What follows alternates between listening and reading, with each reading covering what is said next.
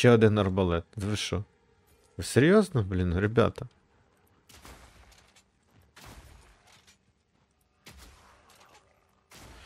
Якщо чисто теоретично, дивись, я юзаю кюшку. Самий простий звичайний скіл. Де? І що з цього вийде? Якщо юзати чисто кюшку. Ну, самі звичайні одиночні болти, да? То я ваншочу чуваків. Ну, який сенс мені тоді. У нього перезарядка набагато швидше.